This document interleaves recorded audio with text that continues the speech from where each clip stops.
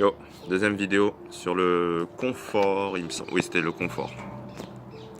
Alors, pourquoi tu dois faire en sorte que ce soit le système de confort qui guide ta vie? Je rigole.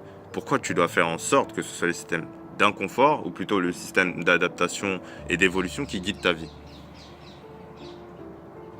La première raison, déjà, je l'ai énoncé dans la première vidéo, c'est que le confort devient une cage. Ok? Le confort devient une cage dont tu ne peux plus sortir au bout d'un moment. Et ça, c'est un gros problème. La deuxième raison, c'est que pour apprendre, tu as besoin de ce système d'adaptation. On est d'accord. Quand tu apprends quelque chose, c'est quelque chose que tu n'avais pas avant. Donc ton cerveau s'est adapté à assimiler la chose que tu as apprise. D'accord. Et justement, tu as besoin de l'inconfort pour pouvoir apprendre. Si tu réfléchis bien, tu peux repenser normalement à des moments assez, on va dire, stressants dans l'inconfort, où tu as fait des choses, tu as fait des erreurs, tu as appris des choses, et ces choses, même maintenant, tu peux t'en souvenir. Tu vois, moi, je me souviens d'un examen où j'avais fait une erreur, et jusqu'à aujourd'hui, je me souviens très bien de l'erreur que j'ai faite. Je m'en souviens d'autres événements, on va dire des événements que je trouvais stressants. Par exemple, un événement où je devais parler en public, où j'ai fait telle ou telle erreur, où j'ai appris telle ou telle chose à cet événement-là. Et comme c'était un événement stressant, mon cerveau a retenu cette chose. En fait, ce qui se passe, je ne vais pas aller dans le détail dans cette vidéo, si si tu veux le détail plutôt, tu le dis en commentaire, parce que moi c'est quelque chose qui m'intéresse, donc je peux continuer à faire des recherches sur ça. Mais en gros, ton cerveau, pour apprendre, il a besoin de cet inconfort.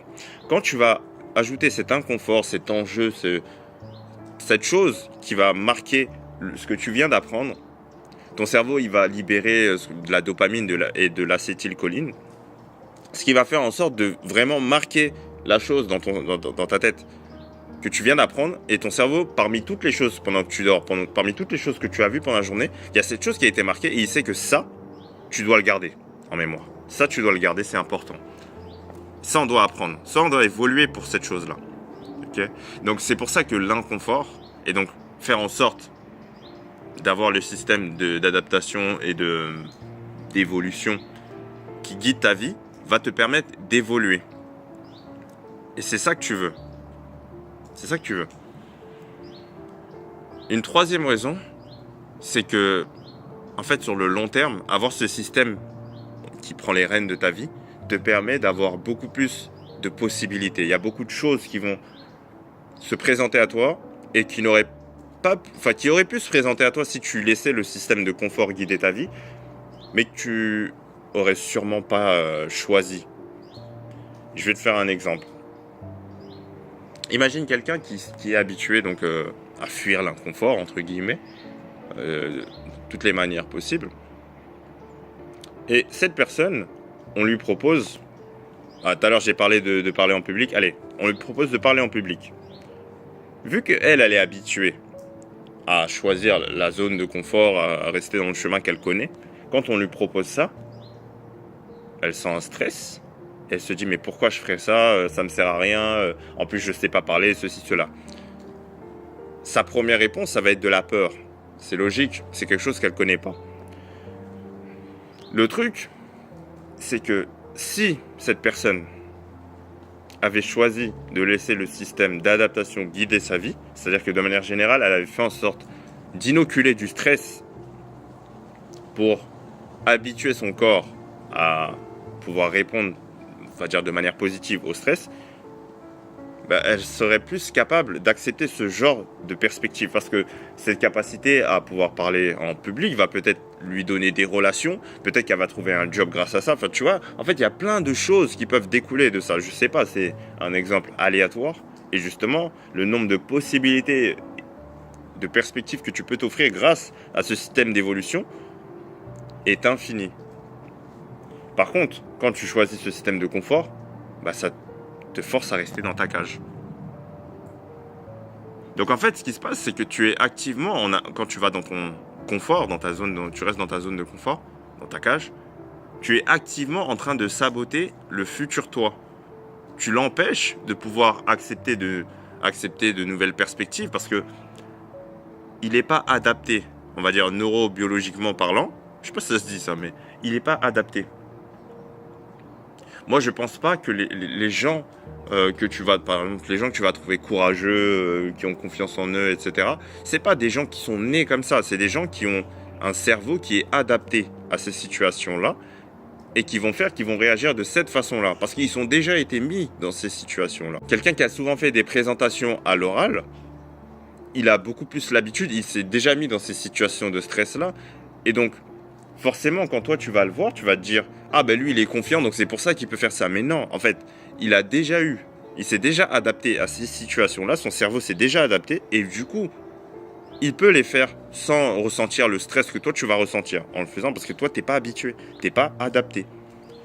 Et comme je t'ai dit dans la première vidéo, plus tu t'habitues à rester dans le confort, moins tu entraînes ton cerveau à passer au deuxième système d'adaptation. Et plus justement, ça va être difficile pour toi d'être capable de t'adapter aux situations. Et donc tu vas juste être bloqué dans ta cage. Ce qui est problématique. Donc ça c'était la deuxième raison. La deuxième raison, c'est que tu te prives d'un toi qui aurait eu plus de perspectives. Donc ouais, c'était tout pour cette vidéo. Maintenant au moins tu sais pourquoi le système d'inconfort il est important. Donc ça te permet d'évoluer, d'apprendre. Et ça te garantit un toi futur qui sera capable de prendre, d'accepter, on va dire, toutes les possibilités, de toutes les perspectives qu'on peut lui offrir, que le monde peut lui offrir. Ce sera un toi qui sera adapté. Vois vraiment le fait d'aller dans l'inconfort comme le fait de modeler un nouveau toi qui est adapté à l'inconfort. Et plus tu choisis des inconforts différents, plus tu agrandis, entre guillemets, ta zone de confort, en fait. Et plus tu pourras répondre à toutes les possibilités que ce monde pourra t'offrir. C'est comme ça que je le vois. Tu es en train juste de créer un nouveau toi, tu es en train de le sculpter, un toi qui sera capable de tout assumer. Parce que, en fait, l'inconfort viendra dans tous les cas.